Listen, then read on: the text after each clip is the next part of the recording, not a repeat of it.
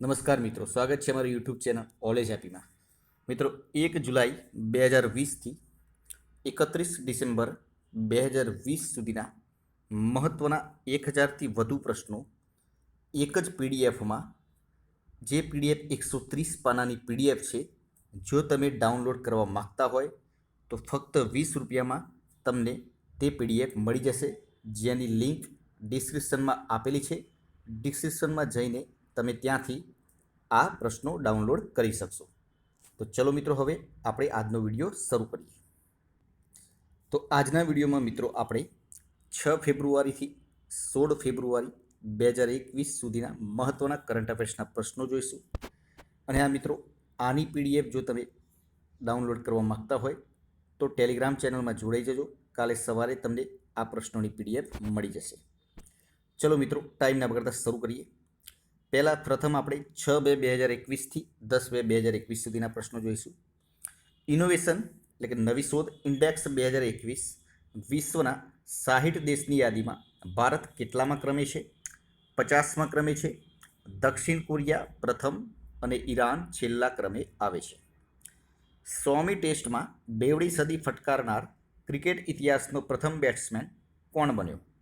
ઇંગ્લેન્ડનો જો રૂટ, જેને 100મી ટેસ્ટમાં બેવડી સદી ફટકારી છે. તાજેતરમાં 2000 વર્ષ જૂનો 12થી 14 મીટરનો કોટ અને 1000 વર્ષ જૂના સિક્કા સહિતના અવશેષો ક્યાંથી મળી આવેલા છે?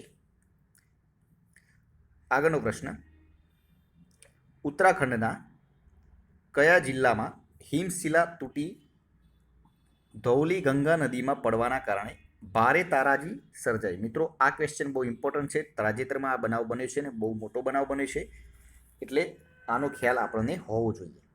જે ચમોલી જિલ્લામાં બનેલ છે. 520 મેગાવોટનો તપોવન વિષ્ણુ ગોળ હાઇડ્રો પ્રોજેક્ટ, 13 મેગાવોટનો ઋષિ ગંગા પાવર પ્રોજેક્ટ વેરવિખેર થયો છે.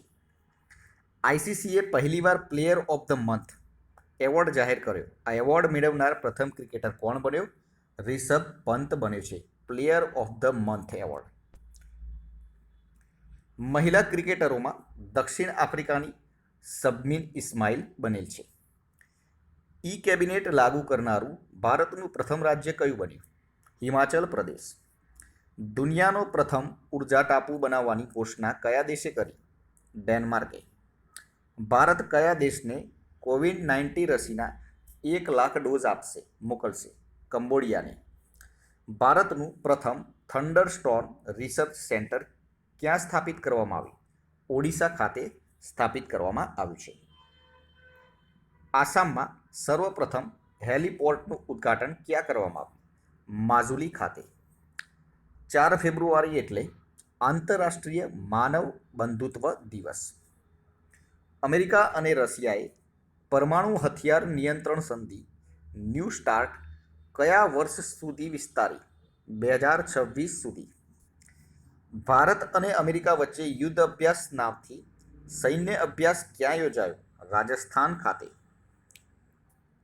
રામ તેરી ગંગા મેલી ફિલ્મના નાયક જેમનું હાલમાં નિધન થયું તે કોણ?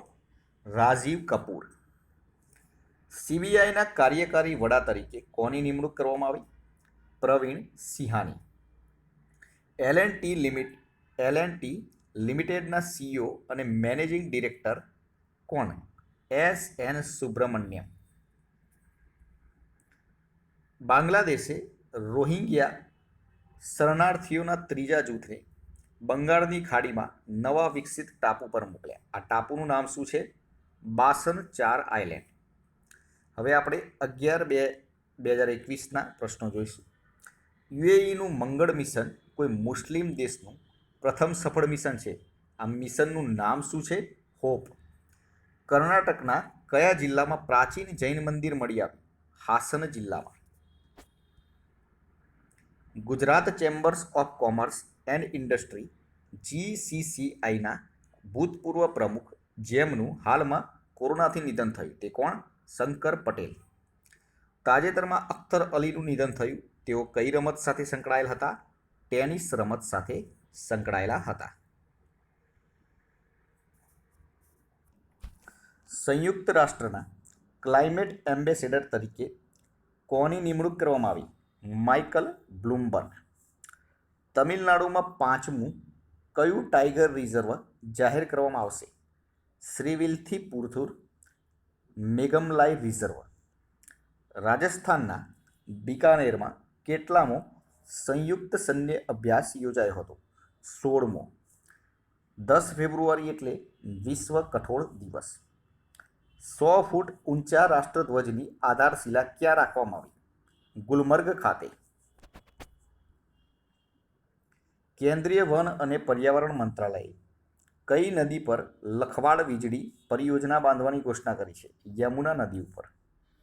કયા રાજ્યની સરકારે કોવિડ યોદ્ધાઓની સ્મૃતિમાં સ્મારક બનાવવાની ઘોષણા કરી છે? ઓડિશાની સરકારે.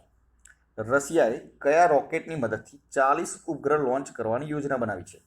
સોયુઝ 2 રોકેટથી મદદથી 40 ઉપગ્રહ લોન્ચ કરવાની યોજના બનાવી છે. 14મો આંતરરાષ્ટ્રીય બાળ મહોત્સવ કયા દેશમાં સંપન્ન થયો? તો બાંગ્લાદેશ ખાતે સંપન્ન થયો છે. વર્લ્ડ સસ્ટેનેબલ ડેવલપમેન્ટ શિખર સંમેલન 2021ની યજમાની કયો દેશ કરશે? ભારત.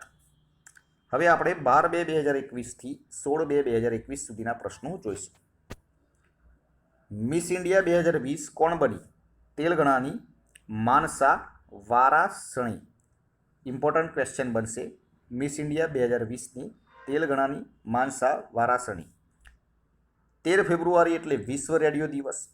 11 ફેબ્રુઆરી એટલે વિશ્વ યુનાની દિવસ. 11 ફેબ્રુઆરી એટલે international day of women and girl in science. વિશ્વના સૌથી પ્રાચીન પશુ અશ્મિ ક્યાંથી મળી આવ્યા? સૌથી પ્રાચીન પશુ અશ્મિ ક્યાંથી મળી આવ્યા?